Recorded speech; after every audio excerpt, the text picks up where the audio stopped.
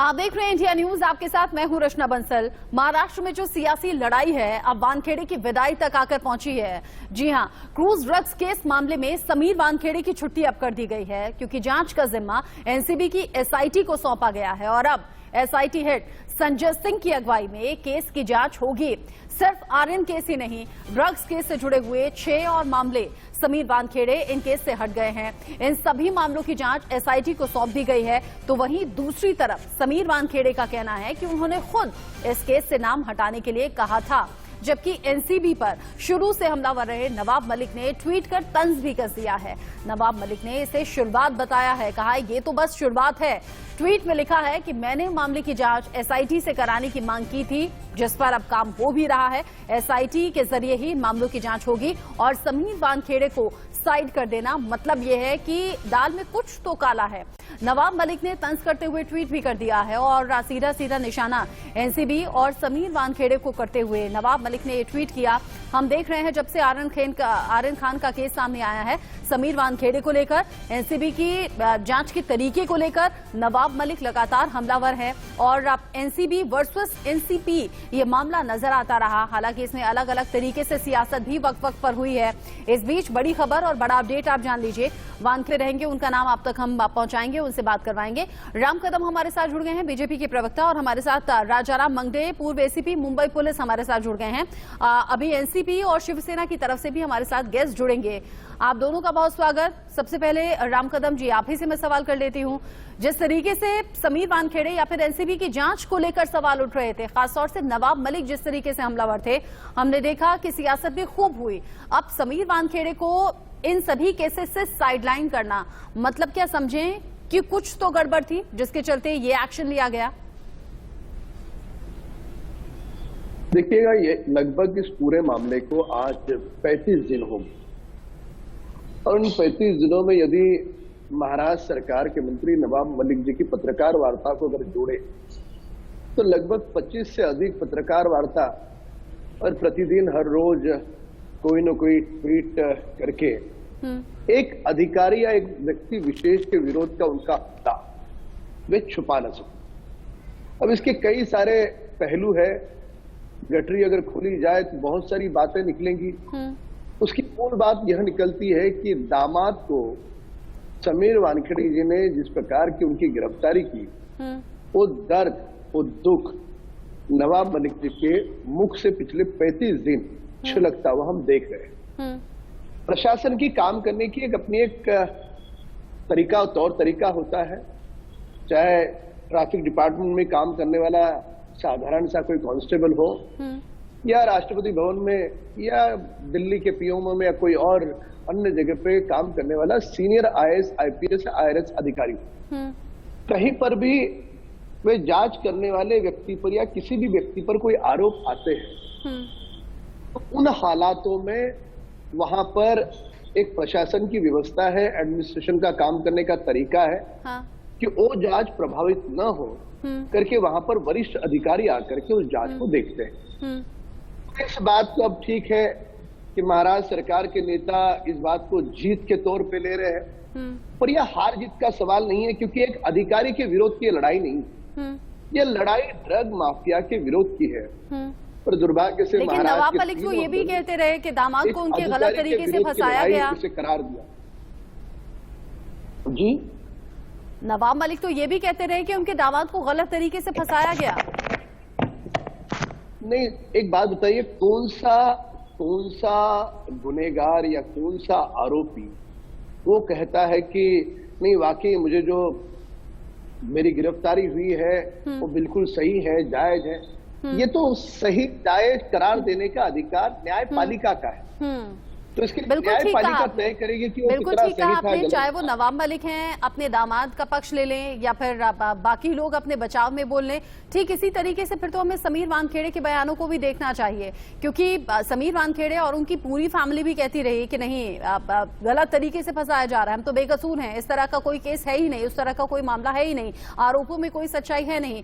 राजाराम जी, अब जरा मुझे समझाइएगा, दर्शक भी चूंकि समझना चाहेंगे, एनसीबी के जोनल डायरेक्टर समीर वानखेड़े, एक के बाद एक कई आरोप लगते हैं, फिर अचानक 6 केसेस से उन्हें साइड कर दिया जाता है। अपने पद पर बने रहते हुए क्या निष्पक्ष तरीके से जांच होगी? जो आरोप उन पर लग रहे हैं, क्या सच सामने आ सकेगा? और देखो, ये एजेंसी का इंटरनल मैटर है। जहां तक वानखेड़े साहब का ट्रांसफर का जो न्यूज कल से भी सुन रहे हैं, वो इंटरनल मैटर एजेंसी का है। लेकिन एक इम्पोर्टेंट इश्यू इसमें यह है कि जो एनडीपीएस एक्ट 1985 में इनैक्ट किया था, उसको इन्फोर्समेंट करने में ग्राउंड लेवल पे मॉरल हाई होना बहुत जरूरी है। जो भी ऑफिसर्स काम करते हैं, चाहे वो स्टेट पुलिस हो या सेंट्रल एजेंसीज हो, बिकॉज यहाँ पे मैं आपको बोलता हूँ कि कोई ऑफिसर ज्यादा विलिंग नहीं रहता काम करने के लिए, बिकॉज ये जो एक्ट है काफी टेक्निकल नेचर है। इसमें इंफॉर्मेशन और मिला या इंफॉर्मेशन निकालना कोई सिंडिकेट का बहुत डिफिकल्ट चैलेंजिंग टास्क रहता है। इसमें जब तक सपोर्ट, अनकंडीशनल सपोर्ट होना चाहिए अपने सीनियर्स का, तो ग्राउंड लेवल पे ऑफिसर लोग इफेक्टिवली काम कर सकते हैं। आपको पता है कि आप ये एनडीपीएस एक्ट का preamble, if you read it, इसमें काफी एजेंसीज को एम्पावर किया है, सेंट्रल एजेंसीज को भी और स्टेट गवर्नमेंट के एजेंसीज को। इसका मतलब ही ये है कि मैक्सिमम, मतलब ये जो ड्रग सिंडिकेट्स है, ये जो ऑर्गेनाइज्ड ड्रग का जो ट्रैफिकिंग है और जो इसमें से विक्टिम हो जाते हैं लोग, उनको टैकल करना, यही है लेजिस्लेशन का इंटेंट है। और वो इंटेंट अगर सक्सेसफुली अपने को इन्फोर्स करना है, ऑर्गेनाइज्ड ड्रग ट्रैफिकिंग पे प्रेशर रखना है, मेंटेन करना है, कंट्रोल करना है, तो जो ग्राउंड लेवल पे ऑफिसर है उनका मॉरल। आप बिल्कुल ठीक कह रहे हैं राजाराम जी, लेकिन समीर वानखेड़े जैसा बड़ा नाम जो एनसीबी की जांच में बार बार सामने आया कि हाँ समीर वानखेड़े ने ऐसा कहा है, समीर वानखेड़े ने वैसा कहा है, तमाम सेलिब्रिटीज पहुंची, उनसे भी पूछताछ हुई। जब समीर वानखेड़े जैसी शख्सियत पर इतने गंभीर आरोप लगे तो आम लोगों का भरोसा तो डगमगाता है ना। देखिए, जो खबरें आम लोगों तक पहुंचती हैं कि अच्छा जांच करने वाले खुद ही आरोपी बन गए, खुद ही उन पर ऐसे ऐसे आरोप लग गए, वो भरोसा तो डगमगाता है ना। हाँ मैडम, ये जो इंडिविजुअल केस है उसके बारे में क्या एलिगेशंस थे, एग्जैक्टली क्या इंक्वायरी हुआ, उसका फाइंडिंग क्या है, I am not privy to those findings, so I will not comment on that. It is internal matter of central agency. लेकिन at the same time we should not lose sight of the purpose of this NDPS act. ये तो 1930 का ये act था, drugs, dangerous drugs act. वहां पे सिर्फ possession के ही वो केसेस हो जाते थे, 3 साल की सजा थी। तो 1985 में जरूरत क्यों पड़ी है एक्ट इनैक्ट करने की? तो लेजिस्लेचर ने रियलाइज किया है कि it is very serious problem, और उसको टैकल करने के लिए जो भी मैन पावर, जो भी राइट्स दिए है स्टेट गवर्नमेंट के डिफरेंट एजेंसीज को एम्पावर किया है, सेंट्रल गवर्नमेंट के भी डिफरेंट एजेंसीज है। आपको ये एक्ट पढ़ने के बाद एक पता चलेगा, this is exception to the federal structure. Law and order generally is a state subject, but by this act various agencies are empowered to work against the drug traffickers. This itself indicate कि ये बहुत serious problem है। और ground level पे काम करते समय जो भी डिफिकल्टीज आती है वो ध्यान में उनको सपोर्ट होना चाहिए ऑर्गेनाइजेशन से, एजेंसी के सीनियर से। और सेकंडली, अभी कभी भी आप कोई भी ट्रायल कवर करो एनडीपीएस एक्ट की, आपको पता चलेगा जब इन्वेस्टिगेटिंग ऑफिसर का एविडेंस हो जाता है तो फर्स्ट 2 एस्पेक्ट पे अटैक किया जाता है, एक उसका क्रेडिबिलिटी और सेकंडली पंचेस का क्रेडिबिलिटी। ये एक लीगल मोडस ऑपरेंडी बोलो या डिफेंस बोलो, ये दिस इज फॉलोड। सो ये जो लड़ाई है, बिल्कुल ठीक कह रहे हैं। जब भी किसी क्राइम को लेकर इन्वेस्टिगेशन होती है और कोई भी ऑफिसर उसमें इन्वेस्टिगेट करते हुए इन्वॉल्व हो जाते हैं तो बड़ी मेहनत का ये काम होता है और बड़ा रिस्की भी होता है। आप ठीक कह रहे हैं कि एनसीबी का ये पर्सनल मैटर है और वो किस तरीके से इसे सॉल्व करते हैं, किस तरीके से जांच बिठाते हैं, वो एक अलग चीज है। लेकिन आगे आपसे मैं ये भी पूछूंगी कि आपको क्या लगता है, क्योंकि बहुत लायक और सक्षम कही जाती है मुंबई पुलिस, उसमें एसीपी आप रह चुके हैं, ऐसे में क्या अब एनसीबी को करना चाहिए या फिर समीर वानखेड़े पर जिस तरीके के आरोप लग रहे हैं आगे क्या कदम एनसीबी को उठाना चाहिए, आगे मैं आपसे पूछूंगी। संजय द्विवेदी हमारे साथ जुड़ गए हैं, शिवसेना के प्रवक्ता हैं। संजय जी, जिस तरीके से ये ड्रग्स मामले में एक के बाद एक सेलिब्रिटीज का नाम सामने आया, पूछताछ हुई है, किसी को अरेस्ट भी किया गया, ऐसे में समीर वानखेड़े का नाम हमने बार बार सुना था। एज अ मीडिया पर्सन भी आपने भी सुना होगा, आप तो राजनीति में सक्रिय हैं। समीर वानखेड़े जैसी शख्सियत पर इतने गंभीर आरोप लगना क्या सिर्फ हवाबाजी तो नहीं हो सकता? कुछ तो सच्चाई होगी। मैं आपकी बात का जवाब देने से पहले एक बात कहना चाहता हूं, बस स्पष्ट रूप से भारतीय जनता पार्टी के प्रवक्ता बैठे हैं और भारतीय जनता पार्टी भी सक्षम है हर चीज के लिए। देखिए 2 साल पहले जो महाविकास अघाड़ी सरकार आज बनी है, इससे 2 साल पहले शिवसेना भाजपा गठबंधन की सरकार निरंतर 5 साल चली। तो आप देखिए कहीं उसमें एनसीबी का कहीं जोर नहीं था, ईडी का कहीं जोर नहीं था, आईटी का कहीं जोर नहीं था, सीबीआई कहीं जोर नहीं था। जब से महाविकास अघाड़ी की सरकार बनी है, क्योंकि 7 सालों में, पिछले 7 सालों में पूरे देश देख रहा है, कुछ छिपा नहीं है। महंगाई तो बढ़ी रही, पेट्रोल डीजल के दाम बढ़ ही रहे हैं। उसके अलावा एक चीज और देश देख रहा है, चुनाव के समय में ईडी, सीबीआई, आईटी, एनसीबी किस तरह से कार्य करती है, इसका बिल्कुल उदाहरण सबको देखने को मिल रहा है। देखिए कोई भी जो संस्थाएं बनाई जाती हैं, चाहे मुंबई पुलिस हो, चाहे उत्तर प्रदेश पुलिस हो, चाहे बिहार पुलिस हो, चाहे एनसीबी हो, ये निष्पक्ष संस्थाएं बनाई जाती हैं निष्पक्ष काम करने के लिए। लेकिन जब इनके अंदर निष्पक्षता का आलम खत्म होने लगता है, तो शायद ये लगने लगता है कि शायद ये हमारी जो संस्थाएं हैं ये क्यों चल रही हैं। हाँ। आज जो बात आप कह रही हैं समीर वानखेड़े के बारे में, मैं बहुत स्पष्ट बता दूं, जितने सेलिब्रिटीज के जिन्होंने एनसीबी दफ्तर बुलाया गया, मैं समीर वानखेड़े का नाम नहीं ले रहा हूं, मैं सब जिन्होंने उन्हें बुलाया, आप बताइए प्रकाश जितनी भी हीरोइनें थी या जितने भी लोग वहां शामिल हुए, इनकी एनसीबी पूछताछ, उन पर क्या चार्जशीट दाखिल की गई है? कोई दाखिल नहीं की। दूसरा जो आपका आर्यन खान वाला मैटर चल रहा था, संजय जी बड़ी इंपॉर्टेंट बातें आप कह रहे हैं। हाँ, आप अपनी बात को यहीं से आगे बढ़ाइएगा। नहीं, मैं आपकी बात काट नहीं रही हूँ, आप अपनी बात को यहीं से आगे बढ़ाइएगा। बस हेडलाइंस में ले लूं, उसके बाद आप अपनी बात पूरी कीजिएगा। प्रस्तुत करता है डॉक्टर ऑर्थो। मुंबई से जब ड्रग्स से जुड़ी हुई कोई खबर आई, और ये खासतौर से जब ज्यादा खबर आई जब सुशांत सिंह राजपूत की मौत की खबर थी, उसके बाद एनसीबी एक्टिव मोड में नजर आई। बॉलीवुड के कई चेहरे बेनकाब हुए, कई चेहरों से जुड़ा हुआ कनेक्शन ड्रग्स का नजर आया। और जो एनसीबी की कार्रवाई में हम बार बार बयान सुना करते थे, वो समीर वानखेड़े का मुख्य तौर पर होता था। समीर वानखेड़े जो लगातार एनसीबी की तरफ से जांच को आगे बढ़ाते रहे, ड्रग्स मामले में शिकंजा कसते रहे, जगह जगह रेड भी डाली गई, लेकिन अब गंभीर तरह के आरोपों से घिर गए हैं। कभी जाति के नाम पर, कभी धर्म के नाम पर, कभी धन की उगाही के नाम पर, वसूली के नाम पर। अब इन सभी आरोपों के बीच में एनसीबी ने बड़ा एक्शन लिया है। समीर वानखेड़े को आर्यन खान केस के साथ ही 6 केसेस से साइडलाइन किया गया है और अब एसआईटी के जरिए इस मामले पर जांच होगी। गेस्ट हमारे साथ लगातार जुड़े हुए हैं और संजय द्विवेदी ने बहुत ज्यादा इंपॉर्टेंट सवाल भी उठाए। आपने कहा कि इससे पहले की सरकार में तो कभी इस तरह की नेशनल एजेंसी लाइमलाइट में नहीं आई, उनकी तरफ से जांच इस तरीके से नहीं बैठी, लेकिन अब बहुत ज्यादा एक्टिव नजर आती है। इसके पीछे आपको वजह क्या नजर आती है, ये भी समझाइएगा। और समीर वानखेड़े के आरोपों में, समीर वानखेड़े पर जिस तरीके के आरोप लग रहे हैं, उनमें सच्चाई आपको क्या नजर आती है? नहीं, मैं बिल्कुल स्पष्ट एक बात कहना चाहता हूं। देखिए, चाहे आर्यन खान का मैटर ले लीजिए या 26 और मामले ले लीजिए जो इससे पहले जांच की गई, जिनमें लोग गिरफ्तार किए, उसकी चार्जशीट नहीं आई अभी। मैं आर्यन खान के मामले में बात करना चाहता हूं। 1000 कमरे थे, चलिए कोई बात नहीं, आपने 2 कमरे चेक कर लिए, क्योंकि भाई आपको सूचना मिली इनके पास ड्रग्स हैं, ड्रग्स माफिया भी वहां थे, उनको आपने गिरफ्तार नहीं किया, कोई बात नहीं। अब इनके पास ड्रग्स निकली भी नहीं, इनकी डॉक्टरी भी नहीं कराई गई और साहब इन पर आरोप लगा दिया गया, साहब ये ड्रग्स लेते हैं या पीते हैं, जो भी ये बात। देखिए, इन्हीं सब चीजों, चुनाव आयोग में बात करना चाहता हूं। जब टीएन सेशन जी थे, चुनाव की कितनी बढ़ाई होती थी, निष्पक्ष जांच होती, निष्पक्ष कार्रवाई होती चुनाव की, तो ये निष्पक्षता दिखाई पड़नी चाहिए। ये निष्पक्षता किसी पेड़ के अंदर होनी चाहिए, घर के अंदर होनी चाहिए।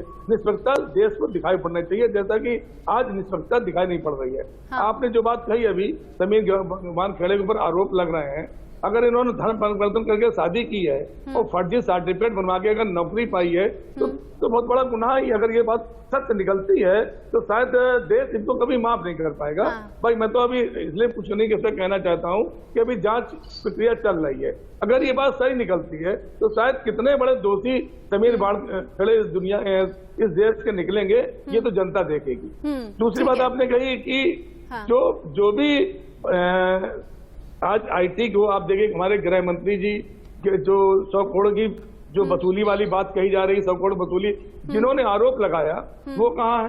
बिना आरोप लगाने वाला नदारत है और ईडी कार्रवाई कर रही है। वाह भाई वाह, ये कैसा क्या है नियम? भाई पहले तो जो उसने आरोप लगाया था उससे पूछताछ करनी चाहिए। तो मैं पढ़ने की बात नहीं कर रहा हूँ, उससे पूछताछ करनी चाहिए थी कि उन्होंने ये आरोप जो लगाया किस आधार पर लगाया, लेकिन उसका कोई मतलब नहीं।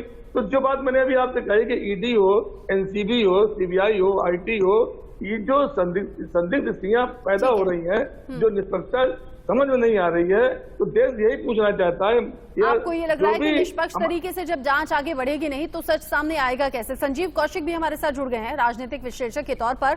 अब संजीव कौशिक जी, एनसीबी की तरफ से जांच होना, समीर वानखेड़े का मुख्य तौर पर सामने आना, फिर समीर वानखेड़े का ही आरोपों में घिर जाना, मजबूरी है एनसीबी की कि साइडलाइन किया, एसआईटी गठित की, अब संजय सिंह कमान संभालेंगे, विश्वसनीयता डगमगाती है। कैसे भरोसा करें आम लोग कि हाँ अभी भी जांच सही दिशा में होगी? देखिए रचना, निश्चित रूप से हिंदुस्तान में नशे का सेवन और नशे का कारोबार बहुत बड़ी समस्या है और उससे लगाम लगाना जरूरत है। लेकिन सबसे महत्वपूर्ण यह है कि जो तरीके अपनाए गए, जिस तरह से लोगों को बदनाम या खास करके फिल्म इंडस्ट्री के लोगों को बदनाम करने की कोशिश करी गई और उसके बाद ये उगाही बात निश्चित रूप से चिंता का विषय है। इस तरह से समीर वानखेड़े ने कदम उठाया और उनके ऊपर जो आरोप लगाए गए और आरोप भी साक्ष्यों के आधार पर लगाए गए, ये उसके लिए बहुत बड़ी समस्या पैदा करने वाली है। और ये एनसीबी जिस उद्देश्य से बनाया गया था वो उससे भटकती हुई मुझे आज दिखाई दे रही है, क्योंकि पिछले 1 सालों में एनसीबी के बारे में तो बहुत ज्यादा पहले चर्चा भी नहीं, राजनीति की मौत के बाद में ये चर्चा में आई और आम लोग जानना शुरू कर दिए कि नहीं ये भी है और कुछ काम करके इस तरह के रोकथाम के लिए। लेकिन जिस तरह से समीर वानखेड़े की बात सामने आई है और उन्होंने जिस तरह से एक एम्पायर या साम्राज्य खड़ा किया है, जिस तरह से उनके बारे में नवाब मलिक साहब जो आरोप लगा रहे हैं कि उन जरा की सच्चाई है तो आंखें खोलने के लिए काफी बेजा इस्तेमाल किस तरह से कानून का किया जा रहा है। तो अब समीर वानखेड़े कल तक जो हीरो थे आज जाते हुए नजर आ रहे हैं और हासिल पे जाते हुए नजर आ रहे हैं। यह दिखाता है कि यदि सत्ता पक्ष, खास करके मैं भारतीय जनता पार्टी की बात करूं, केंद्र की बात कर लो, तो जब आपके सर पे हाथ होता है वो कहां से आप पूछता है तो किस तरह से आप हीरो होते हैं, जब आप फंसते हुए दिखाई देते तो किस तरह से हाथ दिखाई देते और आप रोड पे आ जाते हैं। सबके जो रिएक्शंस हैं वो जा रहे हैं राम कदम जी की तरफ, इशारा कर रहे हैं राम कदम जी चूंकि बीजेपी की तरफ। तो आपसे मुझे सवाल पूछना पड़ेगा, एक छोटा सा ब्रेक ले रही हूँ, ब्रेक से लौटूंगी तो आपसे मैं सवाल पूछूंगी कि क्यों बार बार आप पर आरोप लग रहे हैं राष्ट्रीय एजेंसियों का गलत इस्तेमाल करना, सत्ता का दुरुपयोग करना, ऐसे जो आरोप हैं वो क्यों आपकी पार्टी के साथ लग रहे हैं? इसका सवाल का जवाब आप तैयार रखिएगा। एक छोटे से ब्रेक के लिए मैं रुक रही हूँ। आर्यन खान का केस और साथ ही 6 case Sameer Wankhede sideline NCB की तरफ से किए गए हैं। एसआईटी इस मामले की जांच को आगे बढ़ाएगी और इसी सिलसिले में एसआईटी हेड संजय सिंह आज दिल्ली से मुंबई जा रहे हैं, जो इस केस को अपने हाथों में लेंगे, जांच को बढ़ाएंगे। लेकिन सवाल बहुत बड़ा ये कि एनसीबी की इस जांच में सियासत कहां से आ गई? नवाब मलिक जो एक के बाद एक आरोप लगाते रहे, देवेंद्र फडणवीस जिनकी तरफ से कहा गया कि दिवाली के बाद मैं बम फोड़ूंगा, आरोप का इंतजार रहेगा कि उनकी तरफ से अब नवाब मलिक को लेकर क्या कुछ बड़ा खुलासा किया जाता है। हमारे साथ गेस्ट जुड़े हुए हैं क्योंकि बार बार एनसीबी की जांच को लेकर, एनसीबी के इस जांच की प्रक्रिया को लेकर या फिर ये कहिए कि जांच के तरीके को लेकर सवाल उठ रहे हैं। तो राम कदम जी, बार बार क्यों ये सवाल केंद्र सरकार की तरफ उठता है, क्यों बीजेपी से सवाल पूछा जाता है और क्यों कह रहे हैं संजय द्विवेदी जी कि इससे पहले 5 साल सरकार रही तब ऐसा कुछ नहीं हुआ, लेकिन जब से महाराष्ट्र में महाअघाड़ी की सरकार बनी है तब से ये राष्ट्रीय एजेंसियां, इनका गलत इस्तेमाल हो रहा है?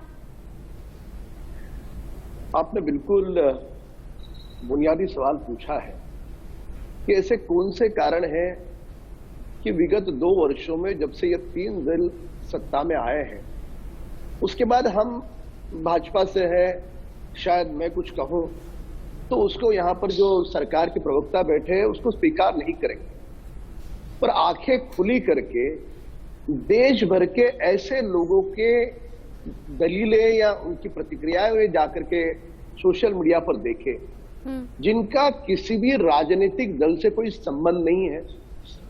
ये महाराष्ट्र की सरकार को छीतू क्यों कर रहे हैं? ये महाराष्ट्र सरकार केवल पैसे बनाने के लिए सत्ता में बैठी है, वसूली कर रही है, ये हम नहीं करे। सारा देश का सोशल मीडिया नौजवान जो आज राजनीति की ओर एक आशा की तरह से देखता है कि इनके कारण, नेताओं के कारण देश का विकास होगा, ऐसी अपेक्षा रखता है, वे सारे लोग महाराष्ट्र सरकार से दुखी क्यों है? इसका यदि आत्मचिंतन किया जाए तो उसका जवाब मिलेगा। और दूसरा सटीक जवाब आपको मैं दे दूं कि महाराष्ट्र सरकार की जांच एजेंसी जांच करे तो वह प्रामाणिक है, रातों रात ये कंगना का घर तोड़ दे वह पारदर्शिता के साथ है, किसी पत्रकार को जेल में डाले वह पारदर्शिता के साथ है, जो सस्पेंडेड ऑफिसर है उसको रातों रात बहुत अच्छी पोजीशन दी जाए वाजे को, वो बिल्कुल पारदर्शी है। वाजे कोई गलत काम करता है, महाराष्ट्र की विधानसभा 3 दिन भंग होती है, वो चल जाएगा, मुख्यमंत्री उसकी वकालत करते हुए कहते ये कोई कसाब नहीं है। वाजे 2-2 करोड़ की कई सारी गाड़ियां पुलिस कमिश्नर दफ्तर में ले जाए, वो सारा प्रामाणिक और पारदर्शी है। क्यों? क्योंकि इनकी जांच एजेंसियां जो करे वह पारदर्शिता, पर केंद्र की जांच एजेंसियां जो करे वह बिल्कुल अपारदर्शी। ऐसे संजय द्विवेदी जी तो वही बात हो गई कि एक उंगली से आपने सवाल उठाया, 3 उंगली आपकी तरफ घूम गई। राम कदम जी ने तो एक आरोप के जवाब में कई आरोप रचना जी, रचना जी इनकी एक बात का मैं समर्थन, एक बात इनका जवाब दे देता हूँ। मैं सम्मानित भारतीय जनता पार्टी के प्रवक्ता जी का, इन्होंने इतने आरोप लगाए, अभी मैं सुन रहा था सब आरोप। आप पहला आरोप देखिए, आप दूसरा आरोप देखिए, तीसरा आरोप देखिए। मैं बात कहता हूँ इनसे, 14 करोड़ रुपए की मुंबई क्राइम ब्रांच ने ड्रग्स पकड़ी और एनसीबी ने उसके सापेक्ष क्या किया, 2-2 ग्राम, 3-3 ग्राम, 4-4 ग्राम की पकड़ी। उसमें सेलिब्रिटीज जो पकड़ा उन्होंने, इनकी जो 2 साल से जो काम कर रही है एनसीबी, वो किस एंगल पे काम कर रही है, और जो मुंबई क्राइम ब्रांच जो काम कर रही है वो किस एंगल पे कर रही है। हमारे भाजपा प्रवक्ता बैठे हुए हैं, सुशांत सिंह राजपूत का जब उन्होंने आत्महत्या कर ली थी तो सबसे ज्यादा दिक्कत किसको हुई थी? भारतीय जनता पार्टी को हुई थी। क्यों दिक्कत हुई थी भाई? इन्होंने बिहार जाके सीबीआई एफआईआर करवाई और सीबीआई की जांच कराई, जिसका आज तक कोई रिजल्ट नहीं आया है। तो पेट में दर्द किसके हो रहा है? महाराष्ट्र में सरकार चल रही है और बढ़िया सरकार चल रही है, वहां की जनता खुश है, तो इस तरह की जो ये भटकाव वाली जो कहानियां गड़गड़ के काम कर रहे हैं, कभी ईडी में किसी को फंसा रहे हैं, कभी एनसीबी में किसी को फंसा रहे हैं, कभी सुशांत सिंह राजपूत केस में बदनाम करने की कोशिश कर रहे हैं, तो मैं तो इनसे कहूंगा बदनाम करने की अपनी जो थ्योरी है वो खत्म कर दीजिए। 5 साल, 10 साल, 15 साल इंतजार करिए। हमारा दादर नगर हवेली में एक सांसद जीता है, वो शिवसेना की माननीय उद्धव ठाकरे के नेतृत्व जो हो रहा है उस वजह से जीता है। लेकिन संजय जी, राम कदम जी तो ये कह रहे हैं कि इससे पहले 5 साल जो सरकार चली वो पाक साफ थी, आपकी सरकार में बड़ी गड़बड़ियां हो गई, इसीलिए राष्ट्रीय एजेंसियों को एक्टिव रहना पड़ा और वहां जांच को करना पड़ा। नहीं, वही तो मैं कह रहा हूँ। 5 साल उनकी सरकार चली थी, जिसमें शिवसेना भी गठबंधन में थी, कोई गड़बड़ी नहीं हुई, कुछ नहीं हुआ, एनसीबी की जरूरत नहीं थी और केंद्र में भारतीय जनता पार्टी सरकार बैठी हुई थी। लेकिन जब से जो भी देश में जहाँ सरकारें भाजपा की नहीं चल रही है, वहां पे सबसे ज्यादा ड्रग माफिया है, और जहाँ इनकी सरकारें चल रही है वहाँ ड्रग माफिया एक भी नहीं है, ना पेडलर है ना ड्रग माफिया है भाई। क्योंकि इनका पकड़ने जो ये ड्रग माफिया नहीं पकड़ रहे, हम तो कहते हैं, शिवसेना आज भी कह रही, मैं आज इस मंच में माध्यम से कहता हूं, हम किसी ड्रग माफिया के, किसी पेडलर के सब सख्त विरोधी हैं, उसको फांसी की सजा दी जाए, हम लोग उसका समर्थन करेंगे। लेकिन 2-2 ग्राम, 4-4 ग्राम, 3-3 ग्राम का जो नाटक एनसीबी द्वारा खिलाया जा रहा है भारतीय जनता पार्टी नेताओं द्वारा, ये देश में बंद होना चाहिए।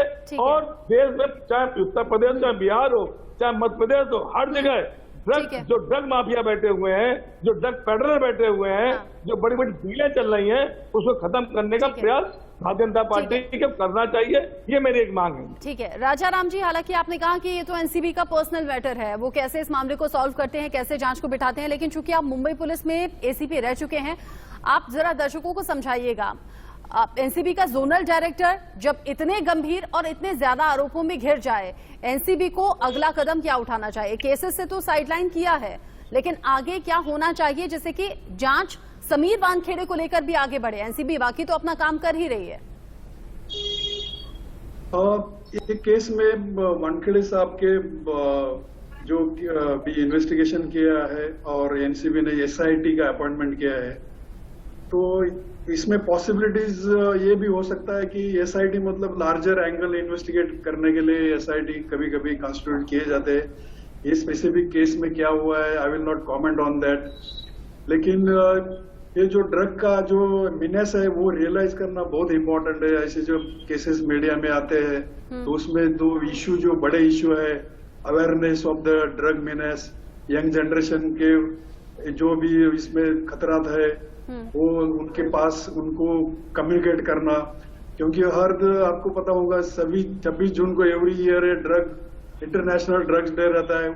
उस टाइम पे हम मीडिया कैंपेन या डिफरेंट पोस्टर बैनर से अवेयरनेस क्रिएट करने की कोशिश करते हैं। तो ऐसे जब हाई प्रोफाइल केसेस हो जाते हैं तो उसमें एक प्लस पॉइंट मैं ये देखता हूँ कि जो यंग जनरेशन है, जो अफेक्टेड सेक्शन है सोसाइटी के, वो अवेयरनेस हो जाना उसमें बहुत जरूरी है।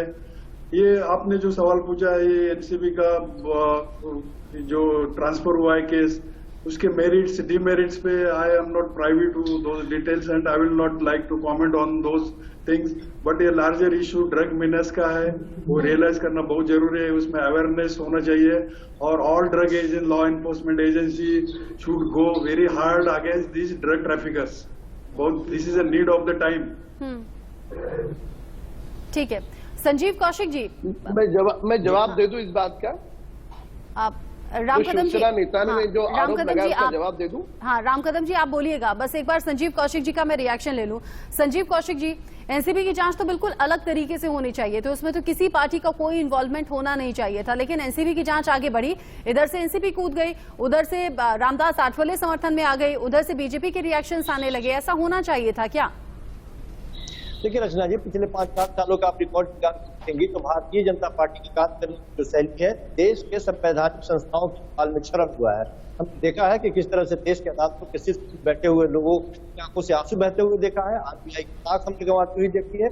हमने देखी है कि किस तरह से इलेक्शन कमीशन और ईडी को भी खास करके इलेक्शन के समय किस तरह से दौड़ा दिया जाता है। और की एक अगली कड़ी है, खास करके महाराष्ट्र के संदर्भ में जब हम देखते हैं तो जब से महाराष्ट्र में महाअघाड़ी की सरकार बनी है, भारतीय जनता पार्टी के पेट पर दौर उठना स्वाभाविक है। क्योंकि महाराष्ट्र की सरकार नहीं, महाराष्ट्र देश की आर्थिक नींव है जो मजबूती देती है, और उस जगह पर अपने आप को सत्ता से बाहर कर लेना भारतीय जनता पार्टी के लिए बहुत असहज वाली स्थिति पैदा करती है।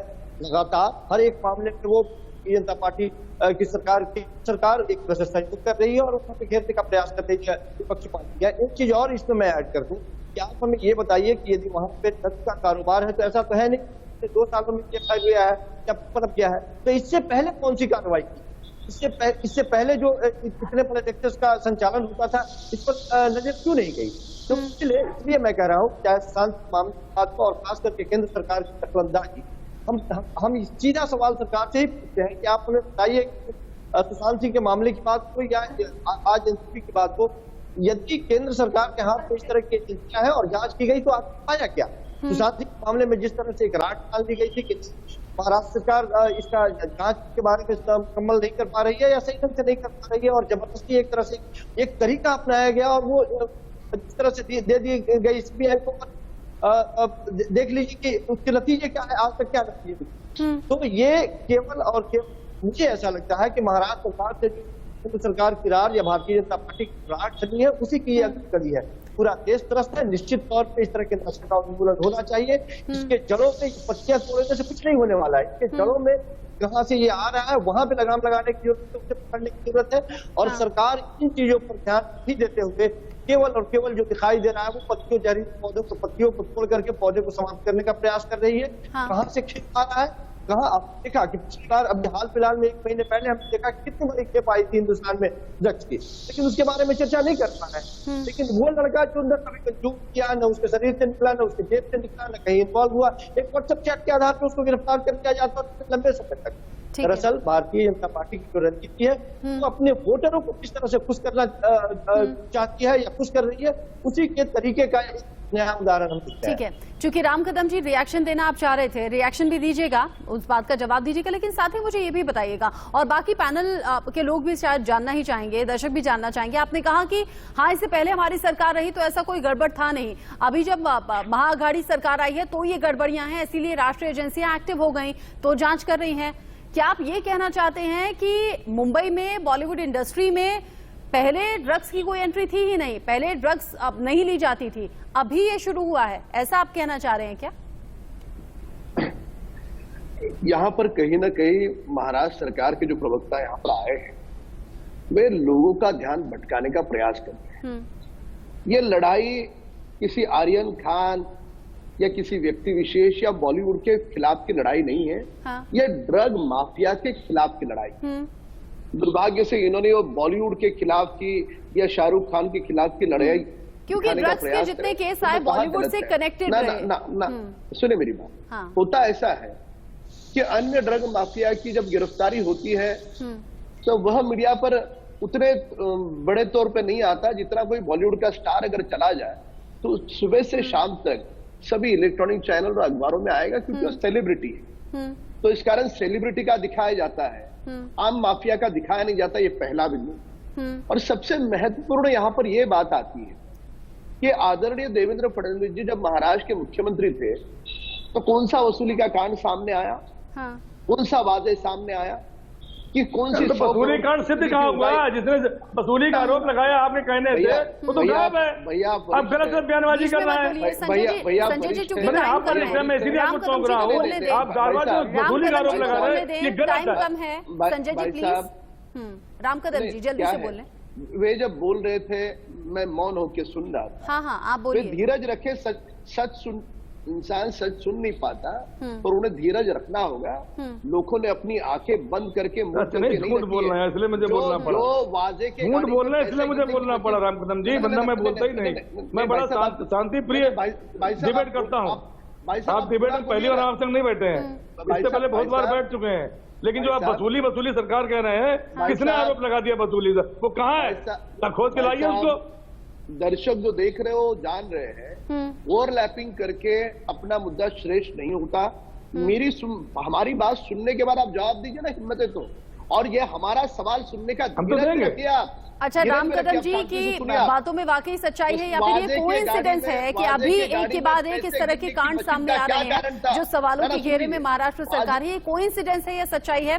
ये जैसे जैसे जांच आगे बढ़ेगी साफ हो जाएगा, चूंकि वक्त की कमी है और आप लोग आपस में उलझे हुए हैं। मुझे ब्रेक लेना होगा। बहुत बहुत शुक्रिया आप सभी का हमारे साथ जुड़ने के लिए। राम कदम जी, संजय जी, राजा राम जी और साथ ही साथ संजीव कौशिक जी हमारे साथ जुड़ने के लिए बहुत बहुत शुक्रिया आपका।